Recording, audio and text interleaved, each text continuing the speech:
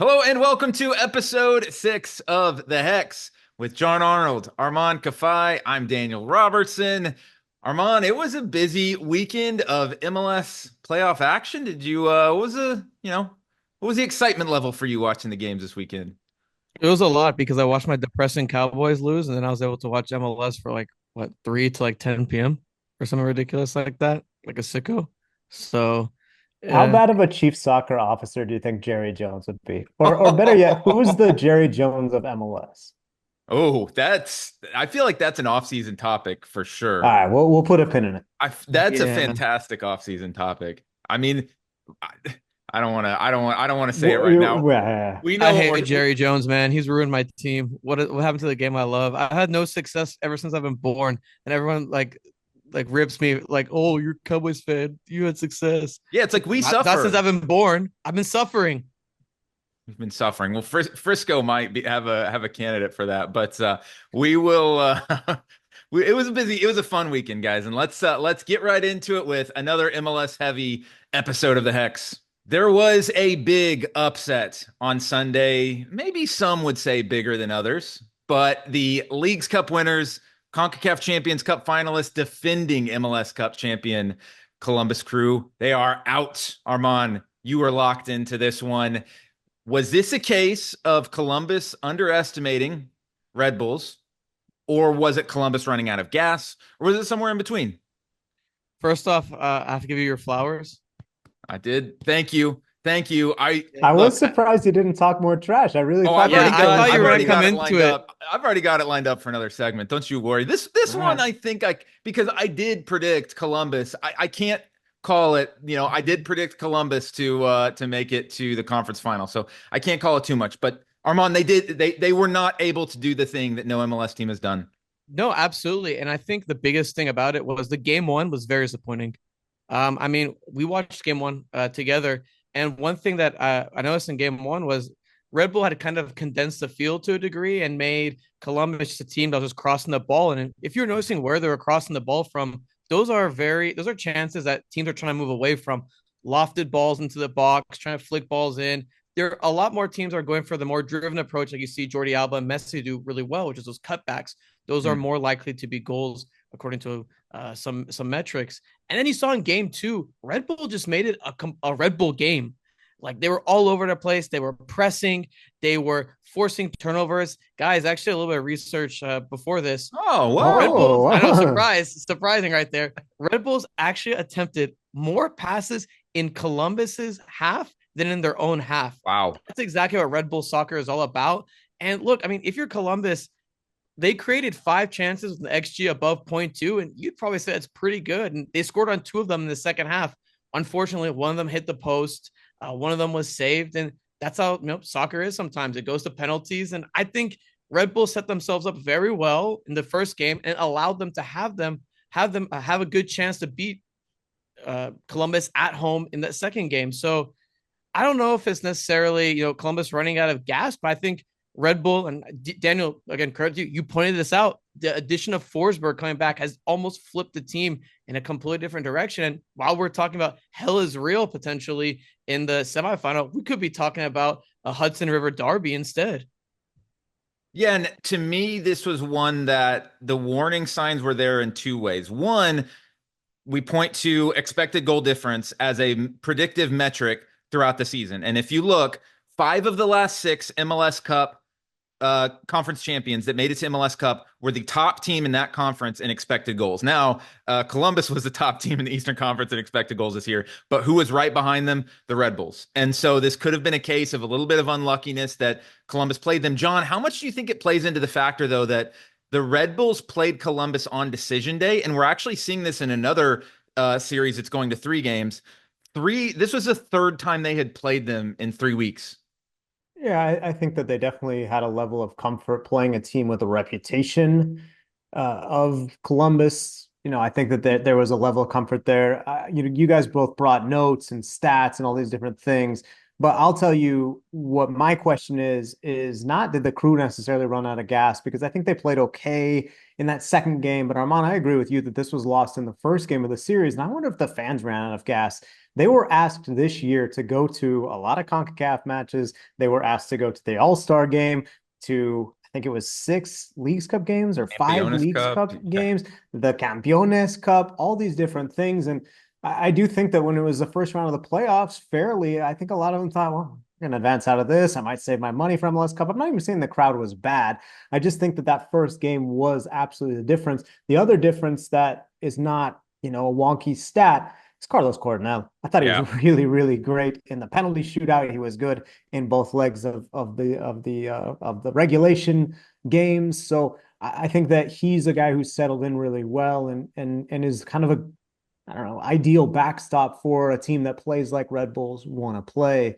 So I think that everything kind of came together at the right time. And I definitely underestimated what Red Bulls would be able to do, and sort of, I think, took how good Columbus has been for granted.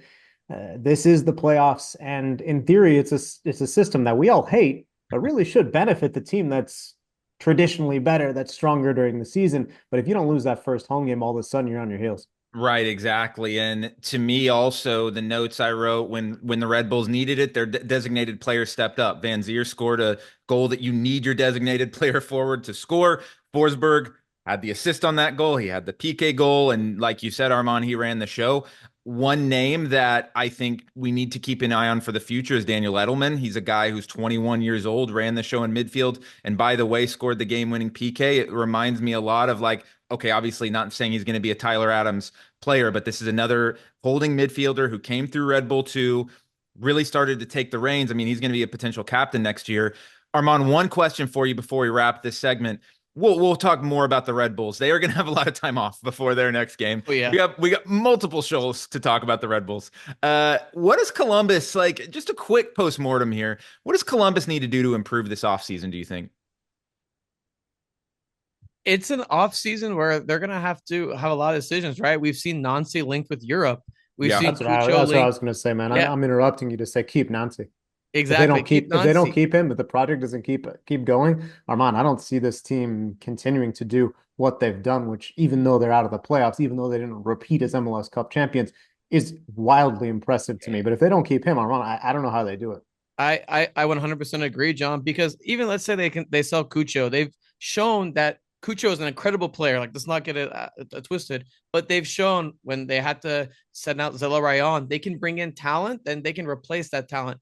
But how often have we seen a coach like Nancy in MLS? I struggle to find many, and for him to go to Europe, it makes sense. But does he want to potentially leave a role, with Columbus where it is, I would probably say, comfortable. His salary is probably comfortable. He has is coaching one of the best teams in the league.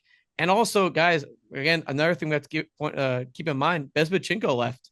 Yeah. Is now was it Isafal who's actually like leading the charge now. How is he gonna make adjustments? And for me, again, I think it just all kind of goes with Nancy. From there, the players, they've shown again that they can find players. Max Arfston has been fantastic. They picked up DeJuan Jones in the Chair of the Revolution. I think it, like you guys are mentioning, it all kind of lines up to, can they keep Wilfred Nancy? And if they can't, how are they going to evolve in the next stage of this project? Guys, out of the 16 games over these first two rounds of the first round of the MLS playoffs, there's a lot of games in there. Only four have been more than a one-goal game. They've all been pretty close, except the LA Galaxy, who took the Colorado Rapids to the woodshed. They beat them very bad at home, and then they beat them 4-1 in Colorado. And I want to talk about Riqui Puig. 4 goals, 1 assist in these 2 games. To me, I think he's the best player in the league right now. And it's tough to argue. I want to give you some stats here first. This season, according to Football Reference, Riqui Puig ranked first in the league in goal creating actions from live play, tied with Lionel Messi. Number 1 in passes into the final third with 346, more than 100 more than the second player.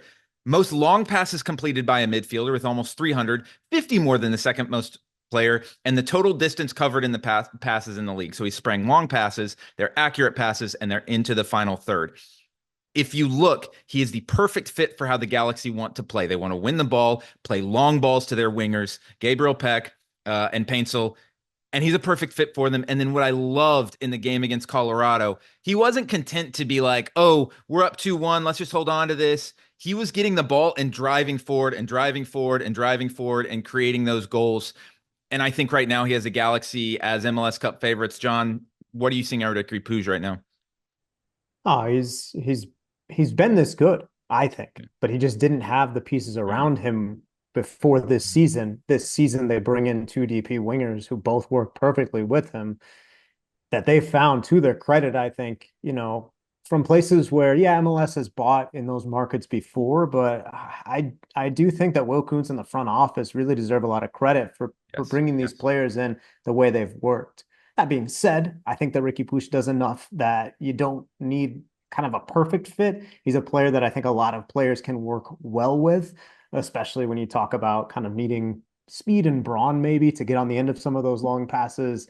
That's not necessarily the most difficult part of soccer, but I do think that the Galaxy really wisely built around this player, and why would you not, right? I do think that he's been kind of on this level, but maybe has taken it up even more in 2024 as he continues to get older. We've talked before about how it kind of seemed like he was a bit of a bust maybe at the very start, like when he arrived from Barcelona. He's very well known in Latin America because he played for Barca, and you're like, well, is this guy really Barcelona caliber? He's in the Galaxy now. They're terrible. They're not making the playoffs.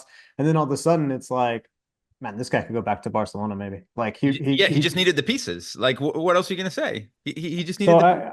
I think he's great. I get that Inter Miami is in a third game. I get that they didn't blow out Atlanta United. We'll talk about that in a minute. I picked Inter Miami to beat LA Galaxy in the MLS Cup final. I'm going to kind of stick with that. I think just to say that the Galaxy are now the MLS Cup favorite because they won 2 games over the Rapids by a huge margin is a bit reactionary. I understand what you're saying, and I think they deserve the merit that kind of you're giving them. But also let's note that there's still a fair amount of stumbling blocks that will pop up in their path, because just because you're playing a third game, I don't think that I'd say there's no shame in playing a third game, whether you're Inter Miami or you're LAFC. You lose on the road to a good team. No, it's fine to me, but I don't know. Maybe you feel different. Armand, your MLS Cup favorite is out. So do you have the Galaxy as the MLS Cup favorite now? Yeah, I'm dead. Dead. My team is dead. No. With Riqui Puig, like you were saying, Daniel, he has a very big role on that team because they don't really have a ball progressor anymore, right? Like with Marco Reus now, when he gets put into the lineup in moments, and interesting. You have Edwin Cerrillo there too. Riqui Puig does a lot of the work. He goes from deep in the defensive third to playing balls in the attacking third, and he's playing a big part of that team in the middle. I don't know if he's actually, Daniel, I actually will agree with you. I think he actually is the best, most informed player at the moment. With how they're playing, I think he. Again, who else is in the discussion? That's what I'm trying to figure out. We don't want to say that Messi isn't the best player. To me, that's what it comes down to, right? Okay, here's a better way to put it. Is he the most? If you were to take every player right now and their transfer value in the league, is he number one in the highest transfer value in the league right now? No, people would pay more for Messi. No. I mean, like, I don't think his value is the highest. I think people would pay more for Messi right now. Not contract value. I'm talking about transfer fee. You think someone out there would pay $30 million for Messi? I mean, yeah. Okay, take the marketing. Fine, then let's take him out of it. Take the marketing. Right, but that's what I'm saying. That's what I'm saying when you say it's him and Cucho, right? MVP, is he the most informed player? All these different things. To me, it's like Messi complicates the discussion. But for me, I do think it's crazy that he's not an MVP finalist. He's not a finalist. That's what I saw. Yeah, today. He's not a finalist, but he's been running again. He's been running the show, and again, the Galaxy, you looked at their team and like, okay, we need to improve. We need to put some players, like John said, around him. You bring in Gabriel Peck, you bring in Joseph Paintsel, who Paintsel was excellent in Belgium, and you put them on the wings. Now Riqui Puig doesn't have. Yes, he's progressing the ball and playing a little bit more on the attacking side, but he doesn't have that much, I guess, of more of scoring responsibility as he had in years prior. And for me, the Galaxy, the way they beat the Colorado Rapids, I mean, I would have them as a currently based on how they're performing as a leg up on some of the other teams that are existing in currently in the playoff picture. So if a La Liga team comes in right now and they want to buy him, let's say Atletico Madrid or some, maybe not the top team, but a top team. Maybe not a top team, but the top team. Man, we're doing great this segment. What would be his transfer fee? What do you guys think? 30 million? Are you going higher or lower? Lower. Yeah, I think lower as well, man. I think you're pushing probably like what Almada went for around 20, give or take. I think you're thinking around like a 14 to 18, somewhere in No that way. range. More than that. Yeah, More than that. More than that. I think Almada was a better prospect than him. And I think I mean, you are talking about a player who's 25. Yeah, you're right? crazy. You're crazy. You're No, I don't think underestimating him he's- big time. No, but I 25. think that he's 25. So I mean, you say, okay, if he comes right now, we get a half season, get him at 26 for his first full season. I mean, you're gonna have 3-4 years of prime. I think he could be a good prospect. My question would also be if the Galaxy want to sell because it's No, not a no, team that needs money. And does he want I to mean, leave? No, does no, he I'm, wanna, I'm, I'm not saying it any of seems that. like except for the beef with Sasha Kljestan, the LA traffic, and the fact that now he has to wait more than 20 days for his next game, he loves LA. Other than those three factors, it seems like he loves LA. So I think it's a good match for him. It's a place where he doesn't have to face that pressure of being a Barcelona player every day, or if he goes back to Spain and deals with all these different things that, I actually had the chance to talk to him at All-Star. We talked about the pressure of being in Spain. Yeah, fancy me. About, this daily attention that gets paid to players. And he said that, he wants MLS to be a bit more demanding with some of the analysts. That's why he goes back and forth. That's why he winks at the TV coverage when they get it wrong, but also doesn't want to be in an environment where it affects your mental health when you're just getting trashed on every single day. So I don't know where that happy medium is, but to me, it seems like a player that's in a good spot right now, and we're seeing it on the field. All right, here is where I'm tooting my own horn, guys. Toot, toot, toot. I said many times Atlanta would give Miami a run for their money, and Atlanta was the team that Miami did not want to face. And it is playing out that way through two legs. If we were talking about an aggregate right now, it's tied, right? 2-1, or it's 3-3 on goals, 2-1 in each leg. This is probably the one matchup where you say, yeah, a third game. We're all loving the fact that there's a third game here. You can give me more of this, right? Armand, with how is Atlanta staying with Miami right now? And, are you surprised by it? I'm not, but are you surprised by it?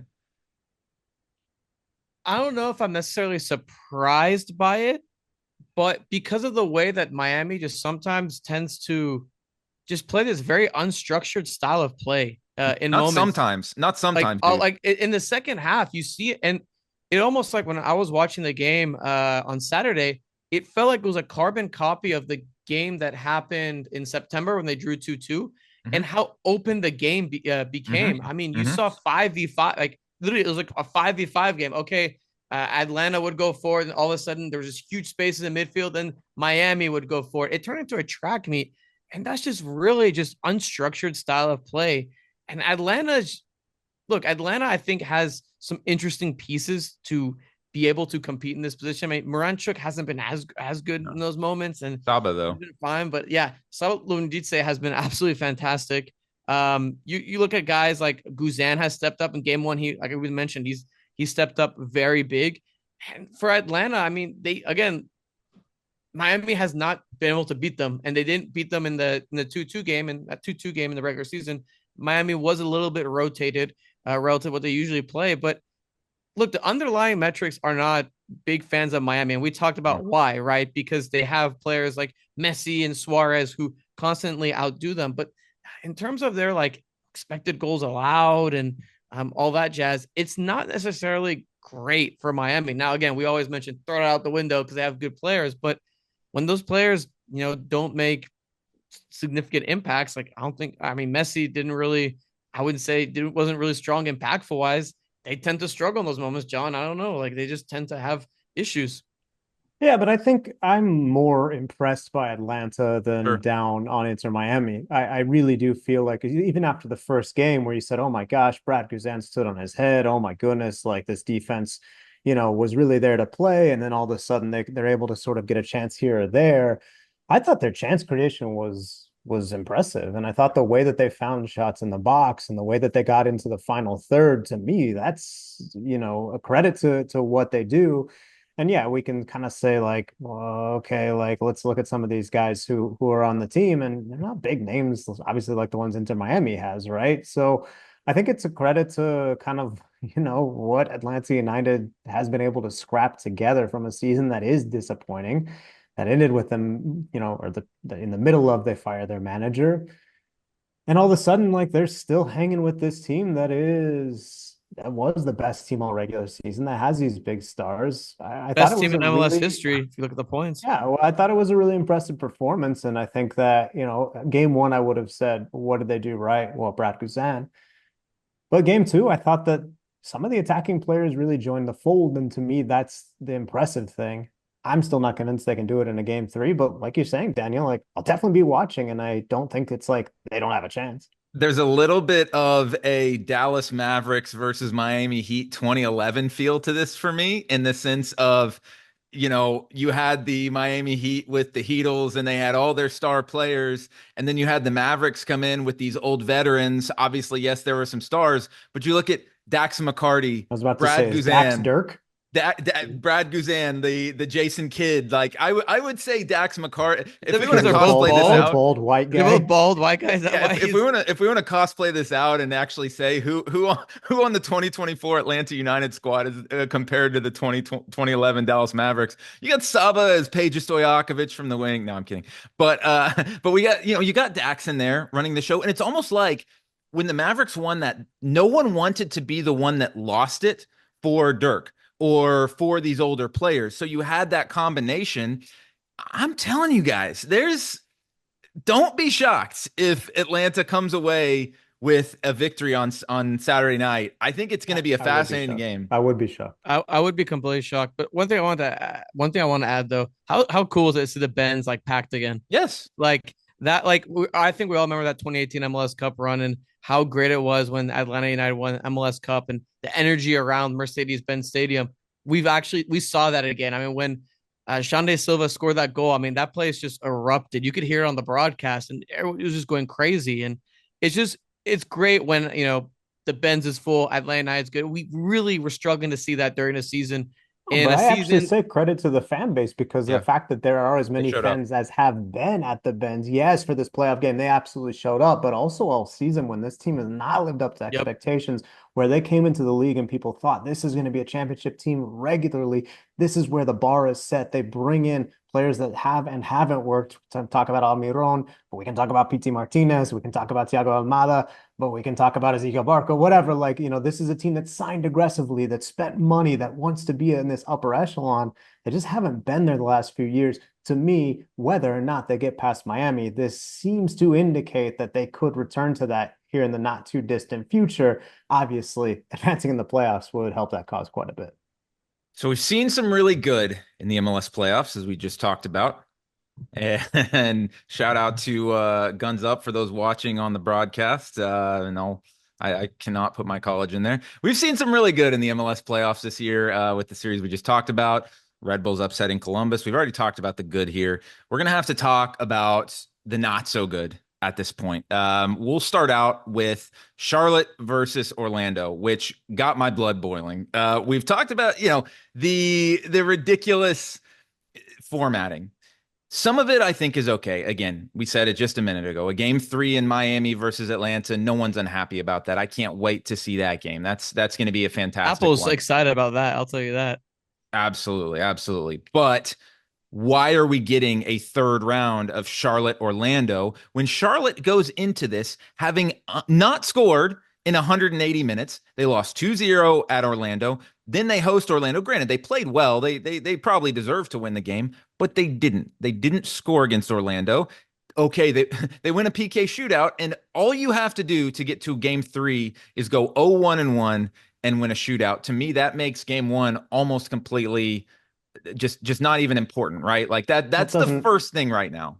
Doesn't reward fun soccer at all, No, right? no. If you can just grind out a result in the half and then be in the mix, I mean, what's the incentive to go try and win it? What's the incentive to push players forward in the last 20 minutes? these moments that we do see later in the MLS playoffs and also in other playoff formats where, home and home and yeah, America scoring in the last second when they send their goalkeeper up. Mhm. In this format, you'd never send your goalkeeper up. Why would you do that? That doesn't make any sense. No, no. And Armand, I know over in Minnesota, you were frustrated about that one. Minnesota didn't win a game in regulation. They won two PK shootouts and they advanced, but that's the nature of this format, right? Like that's how it's gonna be. I mean, we kind of talking about like Red Bull and Columbus. Red Bull set up in a way where they were able to kind of take on pressure, and then they're able But to they flip won the that into first a win. game. But they Yeah, won the first I know, game. but I mean, their football was a little bit more like negative, as expected. They're on the road, right? But they But won. yeah, I, exactly. I would say this, man. I think like a lot of people are going to try and frame. I'm not saying either of you are doing this, but I think a lot of people are going to try and frame the fact that there's a lot of game threes, that many home teams won the second game or won a penalty shootout, as the case was for Minnesota, as almost saying like, oh, it works, the format works because there's this exciting game for the Apple TV inventory, et cetera, et cetera. If you had home and home, you still would have Atlanta United playing in front of a home crowd and excited to see Messi, and then it's the deciding second leg in Miami. I think it just eliminates some of that fluff, makes the games feel like they matter even more, and means that teams are going to have to play in a way that they need to get a win, which they don't need to in this format right now. Well, and here's what it does also. The way that this format happens now, yes, there are some exciting game threes, but then look at we've talked about the Galaxy. Galaxy don't play again for 3 weeks. So if Miami hadn't won, or if Miami had won on Saturday, Miami doesn't play again for 3 weeks. I don't think that rewards anyone, and I don't think that's the best product for you. And I think if you want to do this 3 game setup, sure, fine, but the games need to be more condensed. Play a Saturday and a Wednesday. Play 2 games in a week. You don't have to have a week in between games. That's not necessary. Liga MX does this, right? Like it's Wednesday, Saturday, or Thursday, Sunday. The players can do it for 3 weeks. It's not a big deal. You could get a 3 game. You don't have to go 21 days to play 3 games. You could play 3 games in 10 days. And then that gives you the conference semifinal 1 game playoff before the international break. You come back, you have the 1 game conference final. And then you look also for LAFC, the other aspect to this, right? Look at the LAFC Vancouver game, which we'll talk about LAFC in a minute, so we don't need to analyze it yet. But Vancouver comes out, punches them in the face in the first minute. And what does LAFC do, Armand? Don't score. They don't score and they say, all right, well, we've already got one in the bag. We know we can beat him in LA. Why do we even care about this game? Like, they didn't care at all. They didn't even try for the last, they even subbed off their best players with 30 minutes to go. It was like those, you see this in the NBA playoffs, right? When Where it's like a blowout and it's like, all right, we're gonna go home. Like we'll just figure it out and go from there.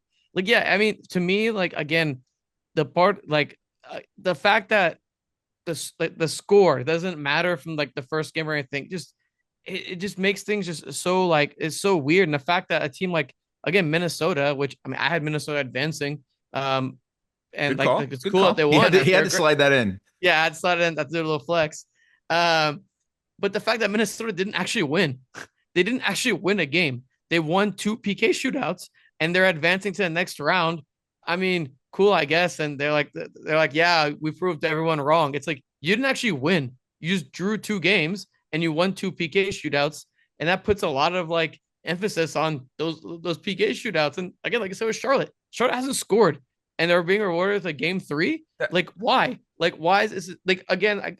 Some of the critiques with the best of three is that maybe it should have been like a first to five where a win is like 3 points Hmm. and like a draw is X or something like that. I can't remember the exact specifics, but to me, like I can't remember the exact specifics. There's go read about it. There's somewhere on there. Like a MLS Leagues Cup No, type I scoring where don't they remember got that. MLS used to do a while back apparently. I don't remember the exact details.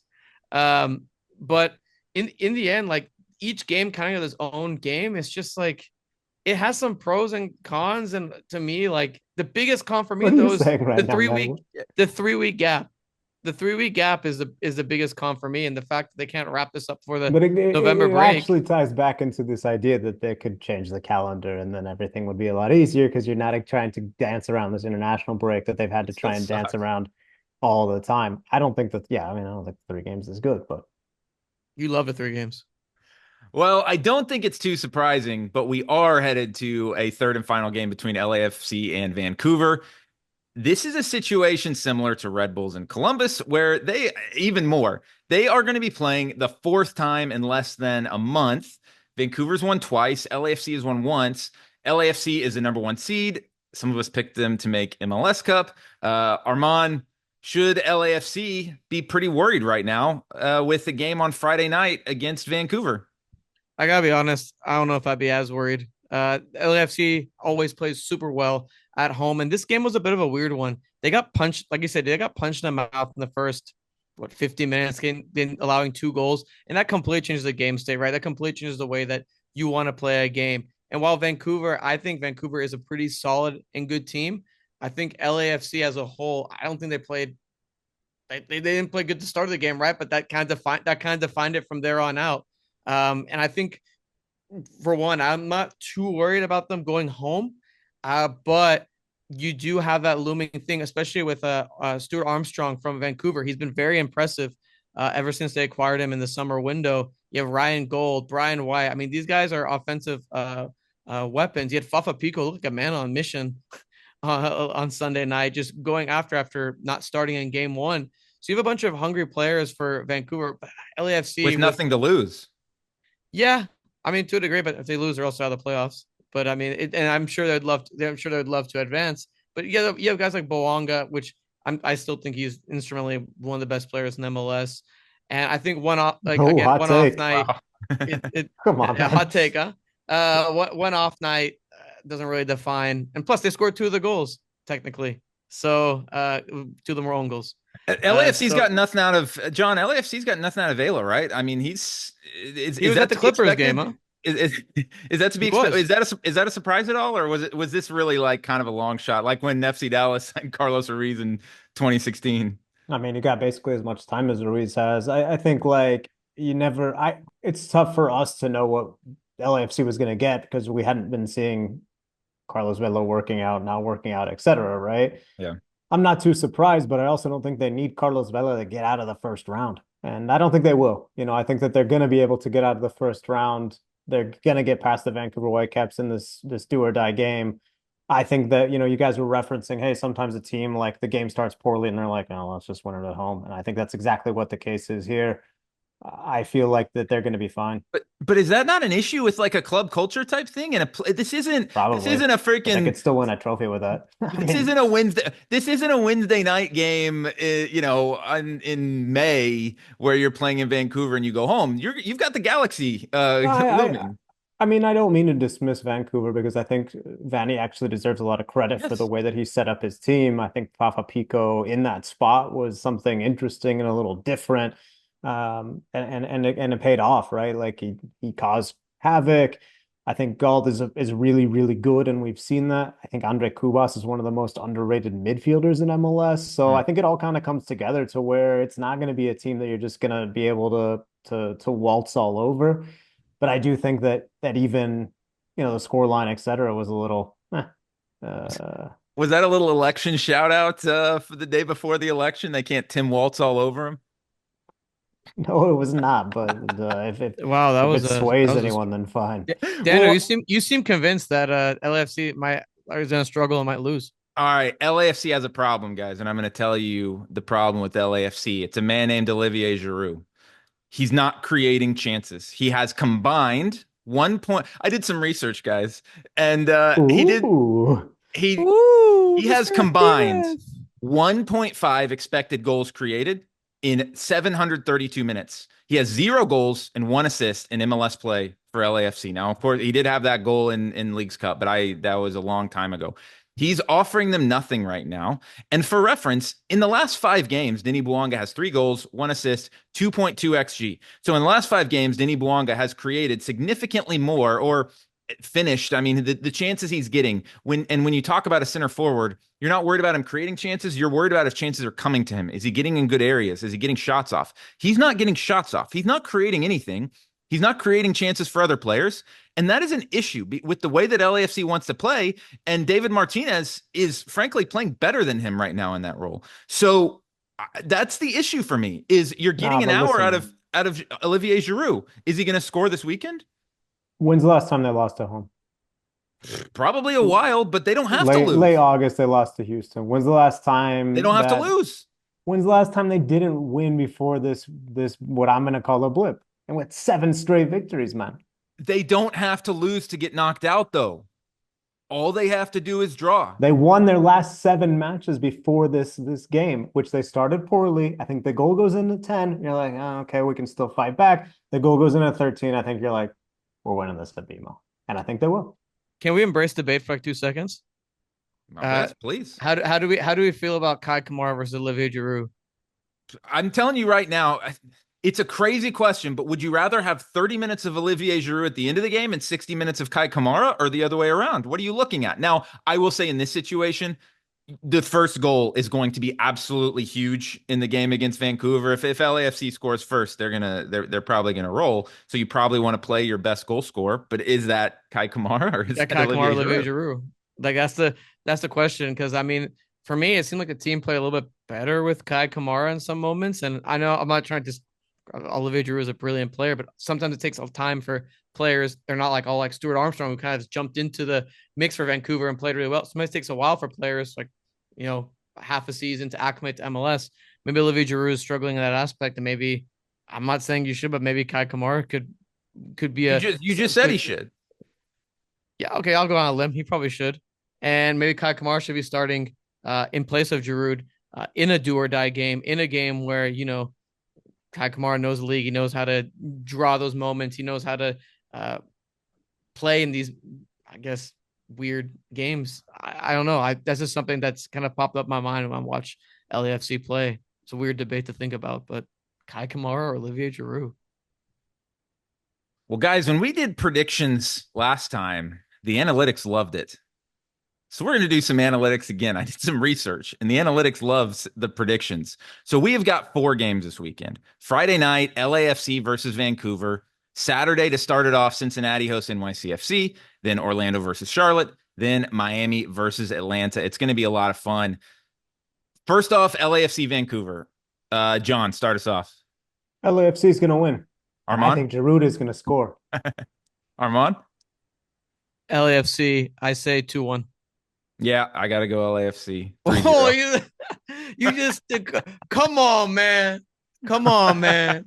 Come on, man. The last segment. Playing segment, devil's advocate. Building up to like a beautiful, rant about Vanny and his, God is not real to him or whatever. I think he was going to go on the religious tip. Tip, but no, it's God is real and LAFC will destroy Vancouver. This is the toughest one to call. Cincinnati, NYCFC, because you've truly seen, I feel like, both teams taking it seriously in both games. One team winning one game, the other team winning the other game. John, who are you taking to move on in this one? I agree. This is the closest series of these 4. I think it's the toughest one to call. I think Cincinnati wins late in regulation. Armand? I'm going to go against the grain. I think NYCFC, through Alfonso Martinez and Santiago Rodriguez, they get a result. And what would their reward be? A game where they would be hosting at Red Bull Arena against the New York Red Bulls. So to be honest, it'd be pretty funny. That's kind of part of the reason why I chose it. I'm going NYCFC too. I was very impressed by what they did on Saturday. And I said on the show last week that I thought Cincinnati had figured something out. Well, it turns out they hadn't because NYCFC played them off the field. And I was wrong about that one. Guys, I will admit when I'm wrong. And I think NYCFC has the advantage in this one. And I also want to see a Hell is Real derby where the home team is the away team. Whoa, not Hell is Real. Or sorry, Hudson River. Excuse me. A Hell is Real derby would be kind of crazy right now. All right, Orlando, Charlotte. Give me Orlando all day long. I did not like what I've seen out of Charlotte at any point. I think Orlando is going to put a few goals past them and feel very comfortable with Gaese. And yeah, I don't think Orlando has any problem. John? Orlando, book it. They basically never lose to Charlotte, although you point out, Daniel, you don't have to lose. You could draw and lose the shootout, but even if they get that far, I think Orlando will probably take it. I see Christopher Kalina putting up a brilliant performance once again, making big saves. He made 2 or 3 big saves in the PK shootout against Orlando. I think Dean Smith will have learned from his mistake of playing way too negative in game one and will play a little bit more positively. I see Charlotte surviving a squeaker of a game, either a 1-0 or a 0-0 penalty shootout victory. Just based on Kalina, sometimes like kind of like an NHL, you want to ride the hot goalkeeper. I think he's a hot goalkeeper in this instance, and I think that they're gonna survive. Gillespie's not bad, we don't know. You're acting like Gillespie doesn't know what he's doing either. This is a guy. I mean, he knows what he's doing as well in a PK shootout. The one everyone is waiting for us to hear our predictions on. John, is the season over for Inter Miami? Are they going to get upset or are they going to move on? No. Inter Miami. Armand. 3-0. 3-0. Armand. Miami wins 2-0. I think it's a very comfortable result for them. I think they end up putting up big numbers, especially in Miami, Fort Lauderdale. And they have a date with, in my bracket, Charlotte. So give me Miami 2-0. You're going to say Atlanta, aren't you? Please, just say it. Just say it. The game is going to finish 1-1, and Brad Guzan is going to make a game-winning PK, and Atlanta is going to move on to the next round to face Orlando. Guys, how heartbroken would Apple be? Can we be honest for a second? How heartbroken? How would Don Garber fall to his knees in his office watching that game? He would not, but I think it would be unfortunate for Apple. But guys, I think there's something to this Atlanta team. I want to see it, and I'll put on the Lee Corso. If they advance, do they hire Rob Valentino? That's like, a great. If they get past Miami, did you have to say like, well, I guess this is working? We've won 2 playoff series, including one against the best team of all time in the regular season. I think that would be a mistake. Those types of things never really work out, do they? I agree. I think you almost. I think the more interesting question is, what if they force to a game 3 and lose? Like, do you hire him at that point? Like, well, that's what happened. I see what you're saying. And they lose. I'm saying they lose a close game. It goes to penalties. Suarez scores the game-winning penalty, the game-deciding penalty. And do you hire Rob Valentino then? I mean, they've had a decent. No, you got to be more ambitious. It's so silly, man. It's so silly because I understand that the margins are so tight, but like in that scenario you're describing, it's like, well, they didn't beat Inter Miami in a playoff series. Where I'm saying, like, what if they do? I mean, obviously, then you have to see what happens, because what if they win MLS Cup? Then you hire him. I think he achieved the maximum goal. But I obviously these are all hypotheticals. We've done a lot of dreaming on today's show, but ultimately, if you get past Inter Miami and then lose the next game, it'd be difficult, man. Well, the best team ever. Yeah. Ever, Daniel. Even though they didn't even finish with a positive goal difference, expected goal difference on the year. But yeah. Only goal difference matters, Daniel, not expected goal difference. Expected goal difference. Yeah, exactly. Well, we're going to see what happens this weekend, guys. It's been a lot of fun discussing it on today's show. I'm excited for the 3rd round of games, and we will be here to talk about them next week, guys. Thanks for listening, and we will catch you next week on The Hex.